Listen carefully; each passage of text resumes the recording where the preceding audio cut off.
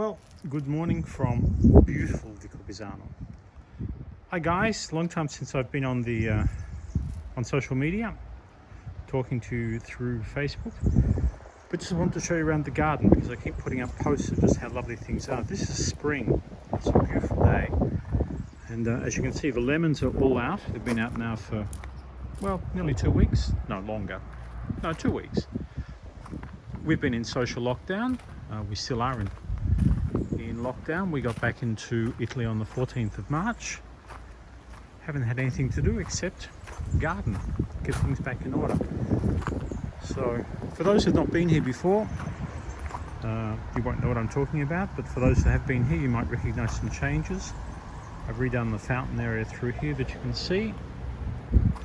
This is normally guest parking where our cars are and the people mover behind there. The front gate's onto the linden tree avenue, which is now, the linden trees have come back into leaf. You might see there's one just up in there that's just getting its leaves now. When you come through the main gates where the winged lions are, that's at the top of the drive here, come down past the Japanese section of the garden. You can see some maples there, some little statues. Next door neighbour there is our hairdresser, so you don't have to go far, girls, to get your hair done. And as you continue down the drive towards the lemons, there's a little fountain over there to the right. Go around past the lemons. Lolly enjoying a ball that I gave her that she's not supposed to be chewing to pieces, so we'll just take that off her. Thank you, Lolly. Lolly, seduta.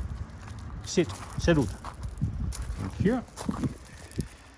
We picked up this gadget which you've got in Australia and New Zealand. Lolly, give me the ball. Oh, cheeky girl. All right, I'll get it later. You know, one of these things to launch the ball, and she loves it, but she's taken off the ball. All right, we'll come back to that. Look at the roses, guys. This is the first bloom of the roses, so this is where I came in from the driveway. A whole wall of roses here. There's a variety of roses, don't ask me their names. I inherited a lot of them from friends, and somewhere here in the garden when I first arrived I met Massimo, and they were just planted in the wrong place, so I put them on in this corner, and as you can see for yourselves, they love it.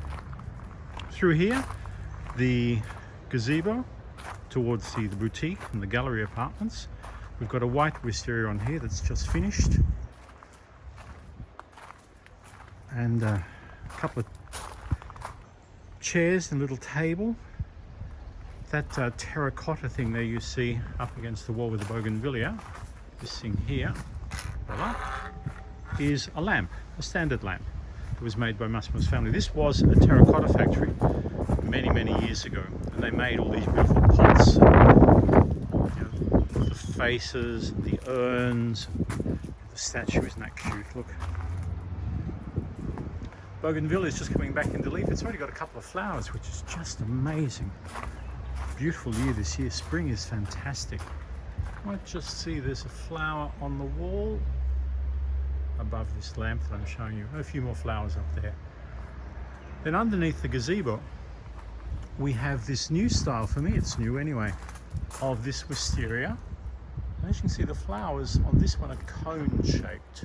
I'll take you down and show you one that's actually open. There's one here at the base of the column. There we go. So unlike the other wisteria, which we've got up on the terrace with the long hanging blooms, this is cone and short shape. And of course the wish is, the hope is, that it's going to cover the gazebo and provide us a lovely shaded spot down here. But wandering through the garden, everything's coming back to life. The bees are busy. We've got 5 roses in this side of the garden. This one's just come out this morning. And of course, we wouldn't be in Tuscany or Italy if we didn't have olive trees. So we have 5 in this part of the garden. We have another 25 on the other side. And this is the downstairs garden space. So I just thought I'd give you a walk around and give you an idea of what you can expect to find. You can have to imagine when the umbrellas are out, etc., and all the flowers are up in the pots up there. But and that door that you see there leads into the gallery suites and apartments, and I'll show you those on another day. But this was just to give you, particularly down south in New Zealand and Australia, coming into fall, into autumn, and things are getting darker and gloomier, and people are worried about this coronavirus, and we should be. But trust me, when you've been in lockdown for as long as we have, you almost begin to get used to it. We can't go out. We can't go out and do shop. Well, we can go out. One person from the family can go out and do shopping, but for the rest of the time, we're staying indoors. We're not going to visit friends because it's not allowed. We don't have any of the fast food places open, unlike other parts of the world.